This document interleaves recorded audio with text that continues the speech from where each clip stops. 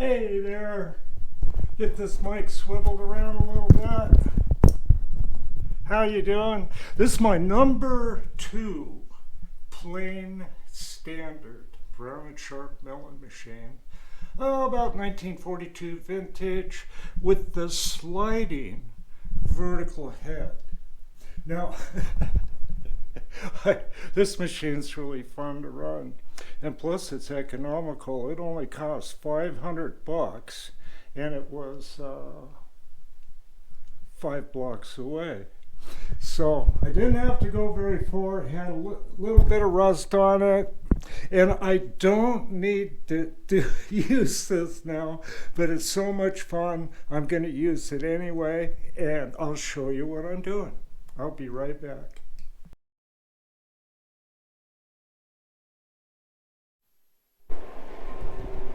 Okay, I got the old Indical with the genuine Starrett last word indicator to center this. And what this is a subplate or a riser plate that I use on my rotary tables and the lathe faceplate. And I'm going to drill a couple holes in it to mount the odd-shaped OTC Puller with the stripped hole to bore it and rethread it.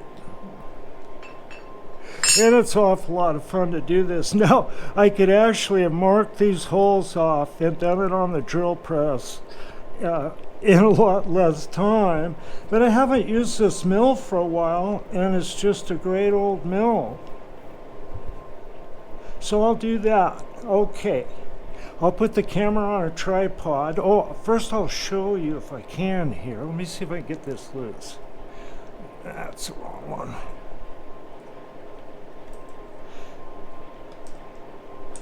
The Indical. Actually, this is a counterfeit Indical that I bought years ago. I don't know, probably from Inco. And it had these awful plastic bushings. There's still a couple of the cone ones left. I replaced them with brass, and this thing works like a charm.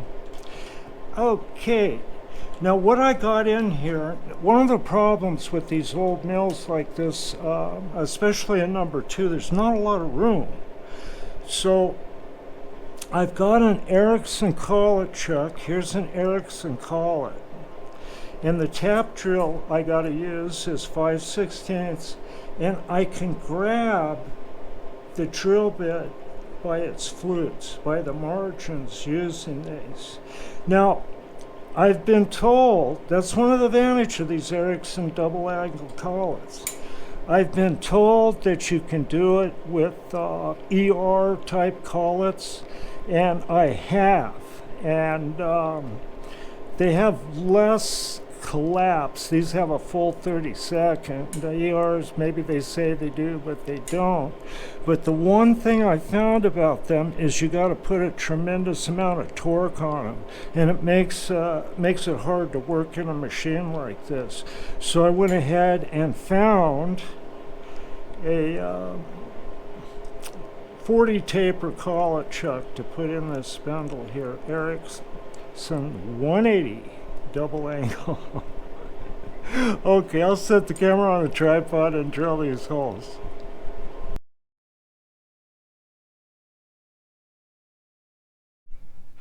The head here has only 2 inches of quill travel, and you can gauge it with this rod, and there's a 0 to 100,000th scale on the crank. So I'm going to drill this, and I'll tell you, I'm grateful for every bit of that 2 inches of quill travel.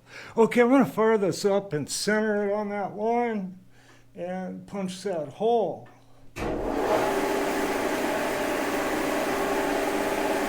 This doesn't have to be super precision, but I wanted the holes in line.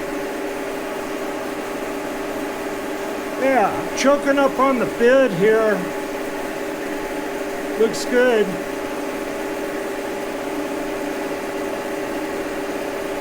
Makes it so I don't have to spot drill or anything. Yeah, looking good there. See if I can reach under this, get a little more lube on there.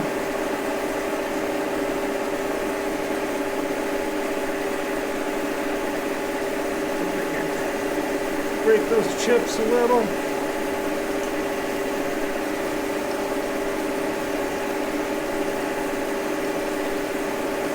Yeah. And this thing's running a 980. It doesn't have a good selection of high speeds, big jumps.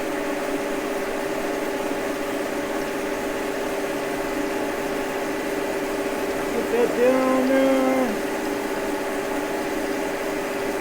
It's good.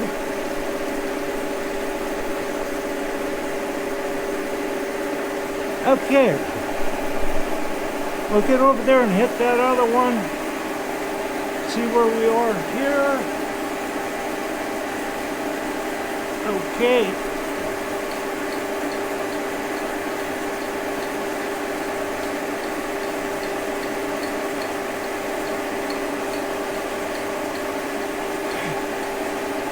This old machine is getting quieter the more I run it. There's a lot of gears in this thing.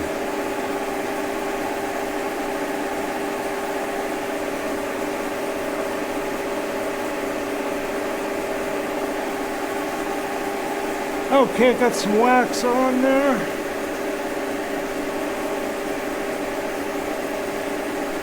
I would save a lot of time by putting a digital readout on here, but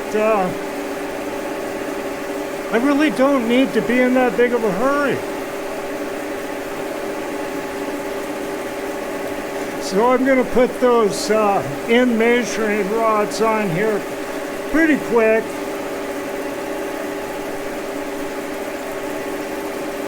I'll run into something where I'll need some precision. I better get some more lube on that.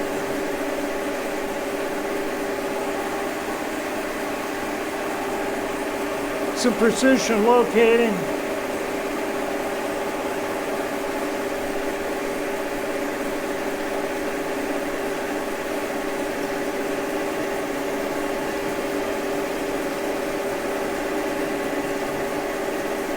Yeah, I'll dig out a countersink and do that and find a tap. Okay.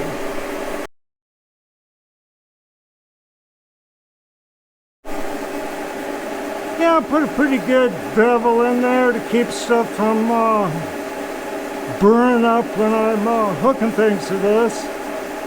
I can hook chucks, all kinds of stuff to this.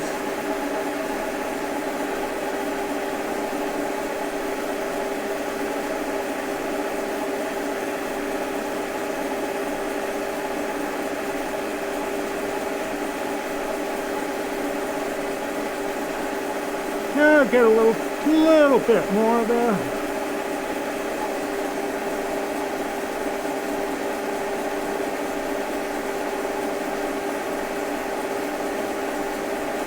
There we go. On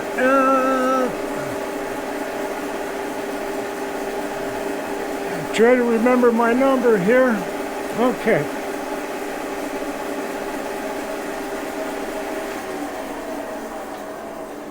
Okay, I'm going to go ahead and switch it over to here.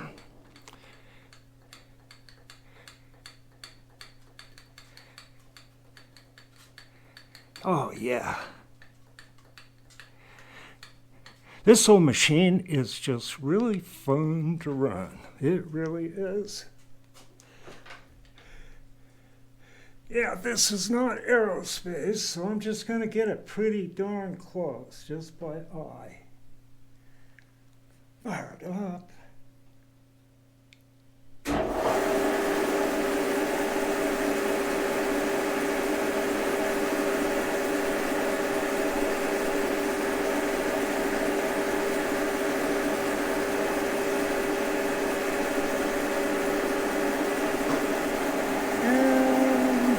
Looks good enough.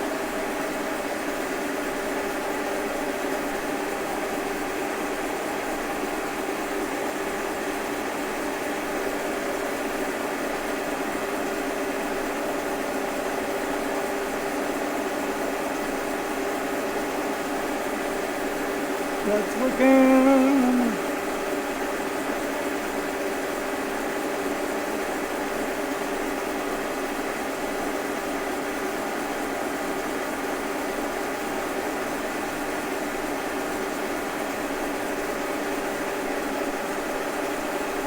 Looks just like the other one. Yeah, stops on a dime. Okay, I'll be back.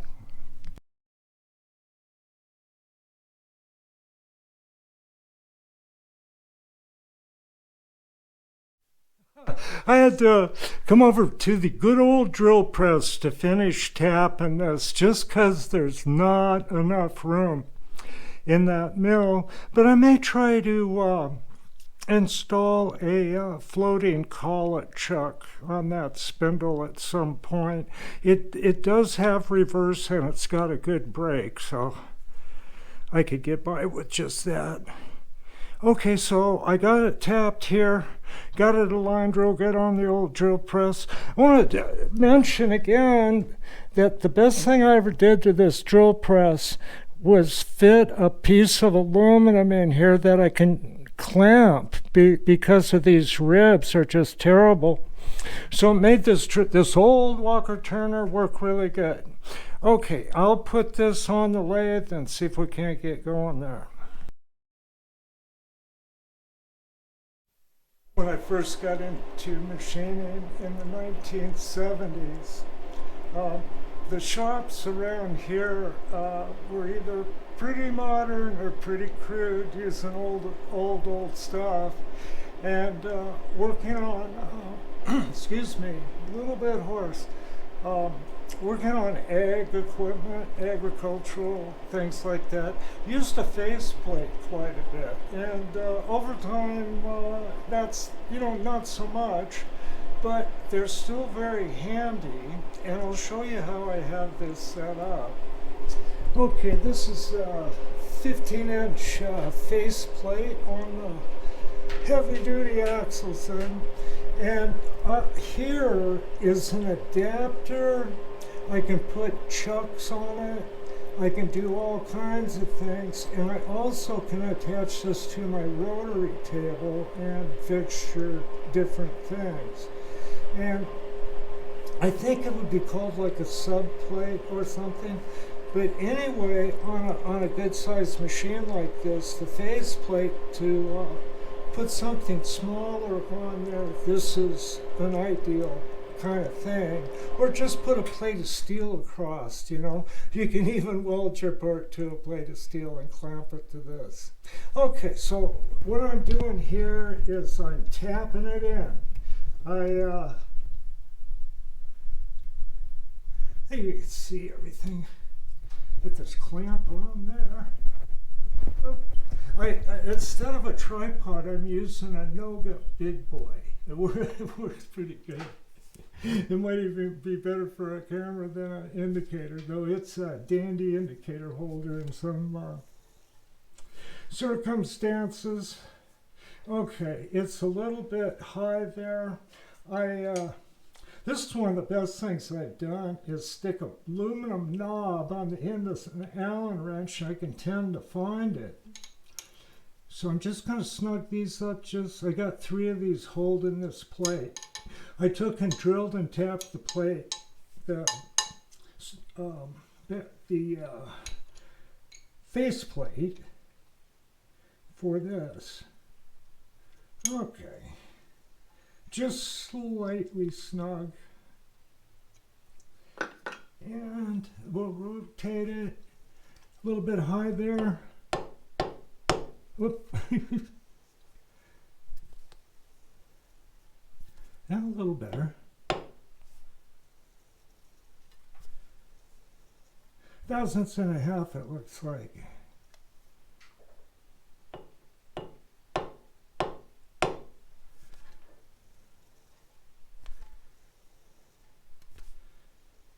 That's 1,000, so I'm going to snug it just a little bit tighter.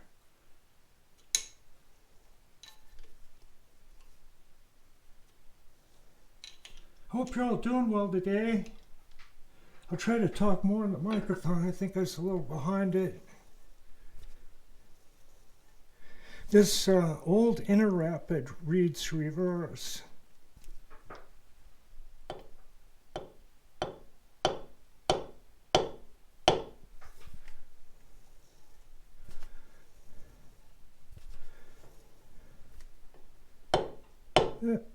Nope.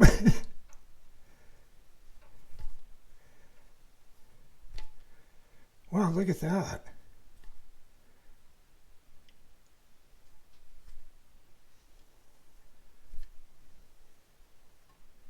That is right about a 1/2,000th.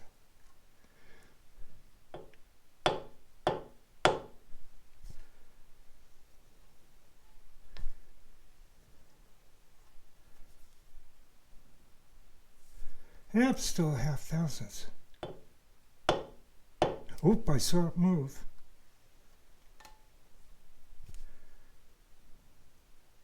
Suspense.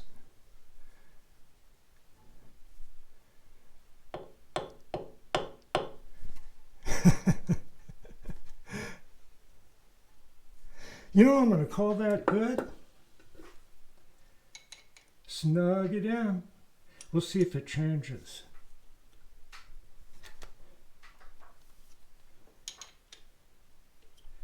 Yeah. It could well. Okay.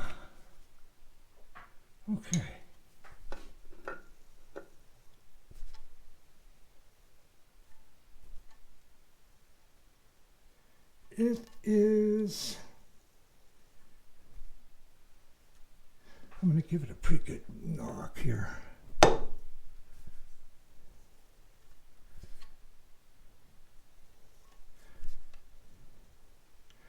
Just a little.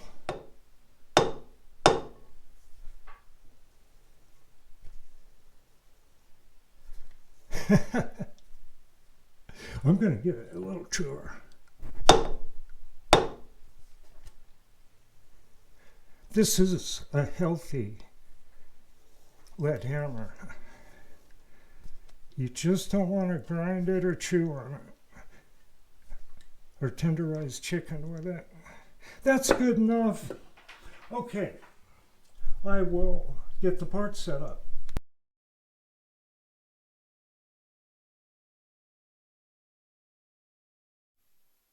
And here we go. You know, otherwise, drilling into this faceplate for these bolts would not be good because that's where the pins are located to attach to the machine. So it's best to put something like this riser, this subplate on there. Now, this part here conveniently has a nice bevel, so I can slip the center in, the lathe center into it. I get a little rotation here and see what it looks like. You know, I tell people this is the time of year to find tools in machines. Maybe not exactly right now. There's not a lot on Craigslist around here, but for example, but there will be, and stuff will show up, and on eBay too. Now, this live center, I happened across it. It's a Royal quad bearing carbide tip live center. And this is almost $2,000 item. It's in excellent condition. I got it this time of year, a couple years ago, for 120 bucks. Buy it now. So the deals are out there. And if you're looking for a machine, I think this is likely to be a pretty good year. Don't know for sure, but I'll tell you, the machine tool dealers have a lot of inventory. That's looking pretty nice. This is really the best way to hold this crazy thing. The forge jaw is really cantankerous shape for that. I would have had to use my 12-inch that has aggressive jaws that would grab the outside of that. Serrated jaws. Old-time way of doing things. I think it's worth doing. And it's kind of fun. I have fun doing this. I hope you all have fun doing it. Okay, I'll get set up and I'll bore that out.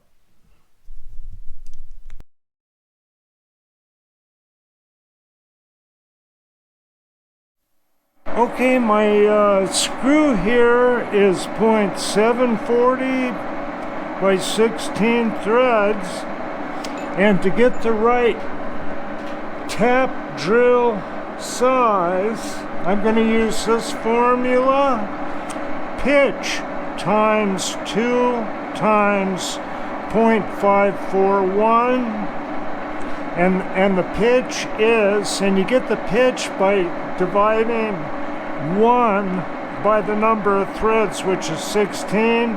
You get 0.0625 times 2 equals 0.125 times 0.541 equals 0.068. You take 0.740, subtract 0.068 equals 0.672, and that's the hole that I need for the threads. Okay, I got a little insert boring bar there mounted in an ER32 collet chuck with a 1-inch shank in a boring bar holder here. Works pretty good for small bars. Let's see if we get hooked up on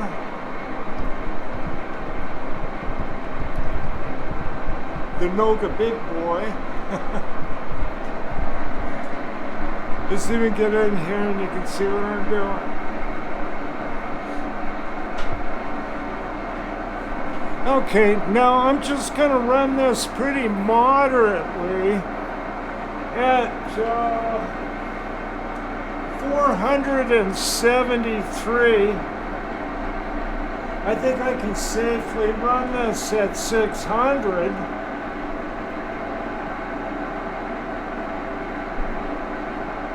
You got to slow down on face plates a little bit. Okay. Get her going here.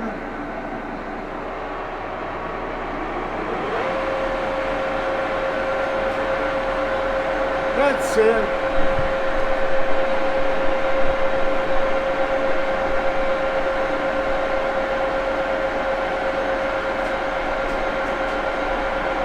Yeah, touch off.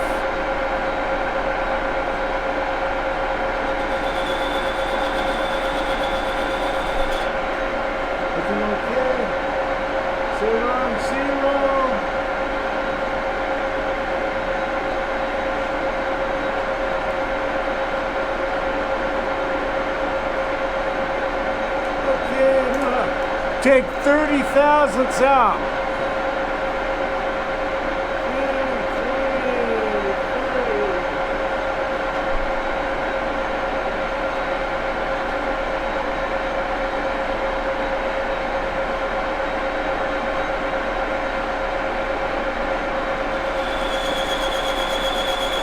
Seems to be cutting okay.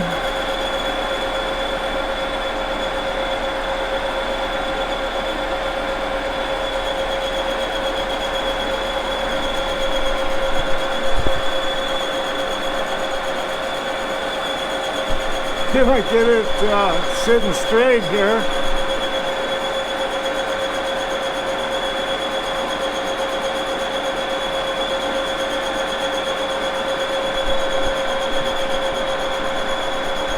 Has some fairly tough metal.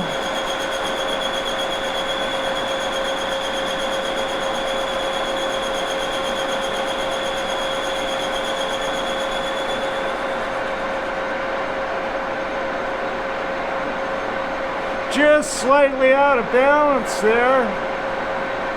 It's moving the camera and microphone. Okay. Hey, we'll give it another 30,000. 10, 20, 30.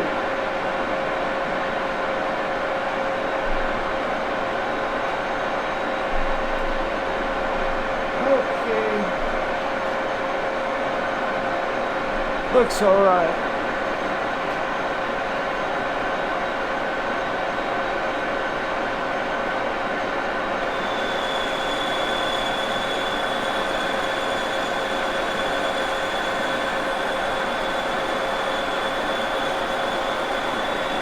Yeah, looking good here.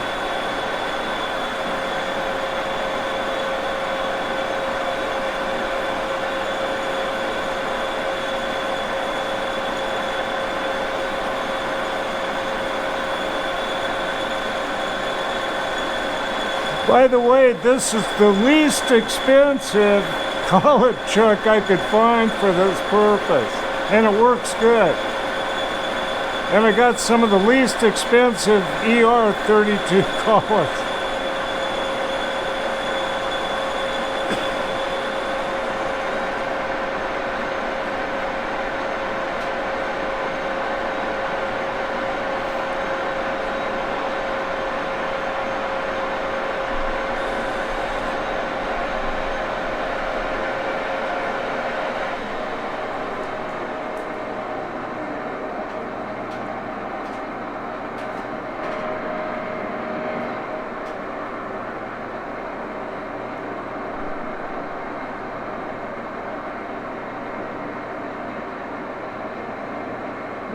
.6. I'm right in there good. Good enough. Okay, I'll come up with a good threading tool here. I'll take and bevel that a little bit by hand.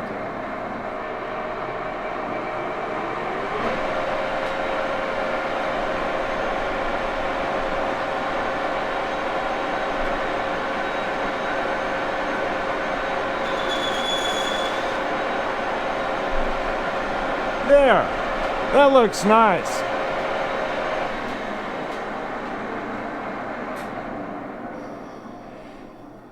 Yeah, nice hole there. Okay, it's 16 threads, and I will be back with a threading setup.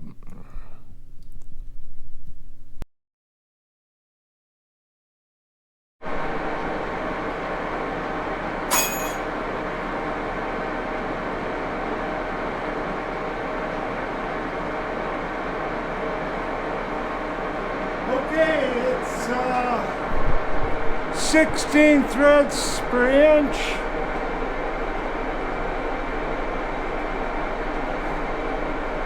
Running at 264 RPMs.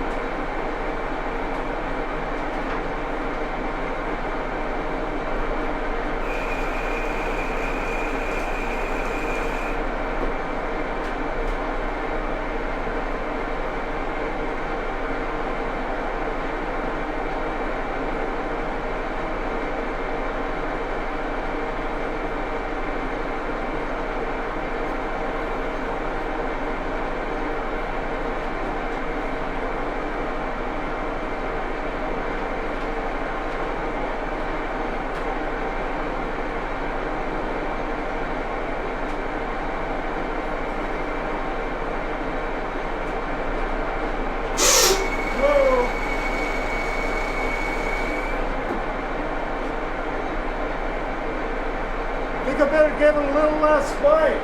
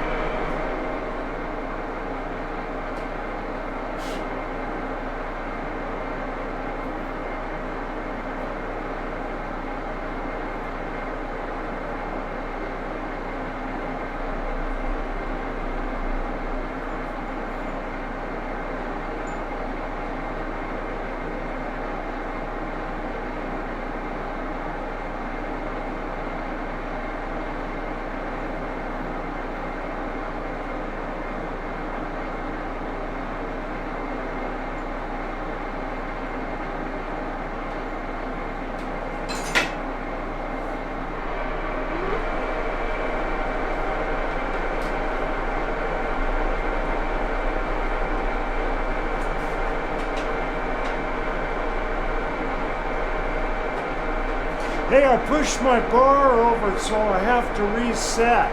I'll be back.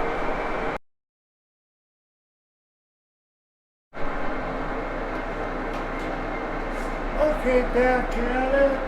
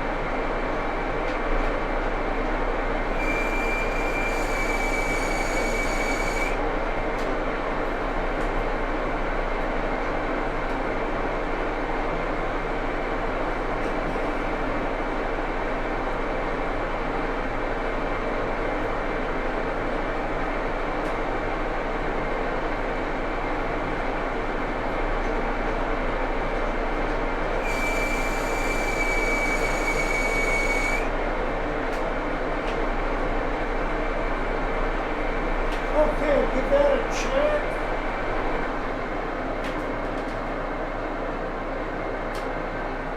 Find the screw.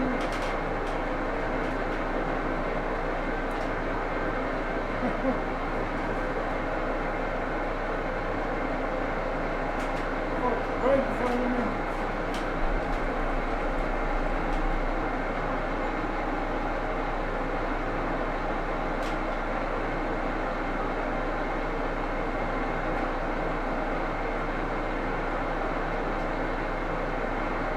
Oh, that's getting very close. Now I'm going to feed it in at this angle, another pass, about 3,000 step, 6,000 on the compound dial, and then I'll give it a pass, feeding it straight in a couple of thousandths to clean up that outer flank. Okay.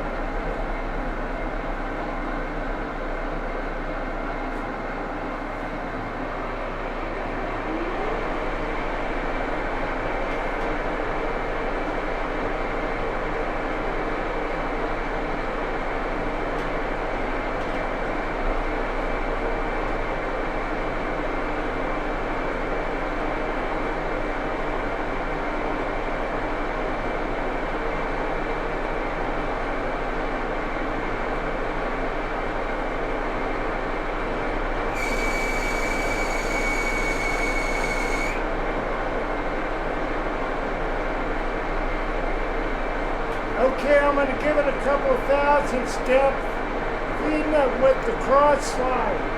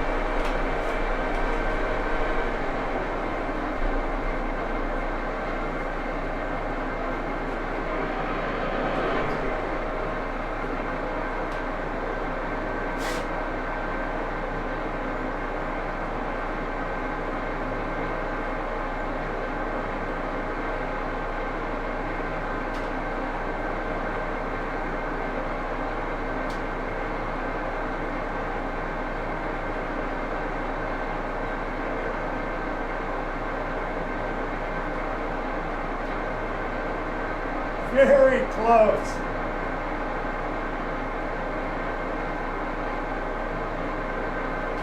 Okay, one more pass using the cross slide and it'll clean up both flanks.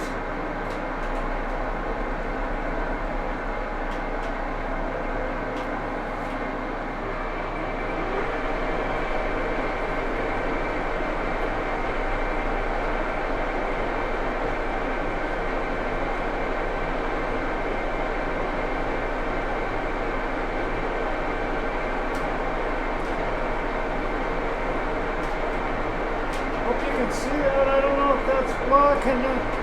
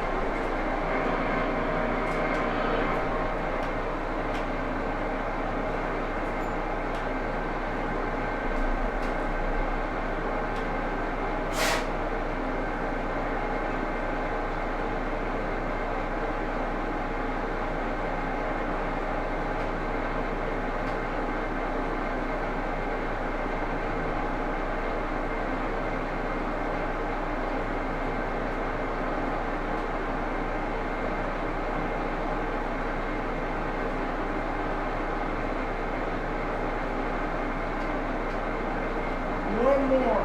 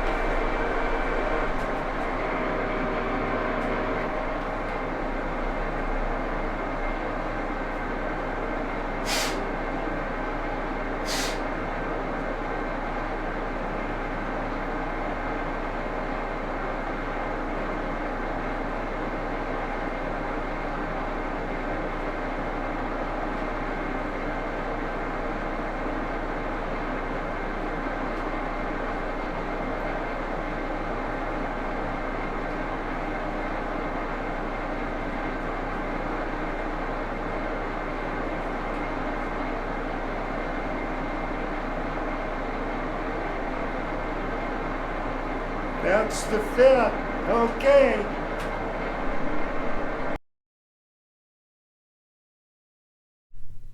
Ah, perfect fit. Oh, just everything you'd want in a fit there. Hardly any shake. It spins freely. This thing will last a long time. You see, there's plenty of meat there. I doubt if I'll put a larger screw than that in. I think this will last a lifetime.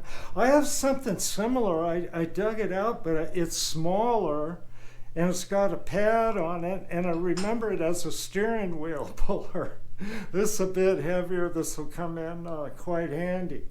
Now, to recap how I did this, there's a lot of ways to do threads, and everybody does it better than me. But I'm just going to tell you how I did this. I fed this in at 29.5 degrees. Why 29.5? Because an old guy I worked with says it's better at 29.5.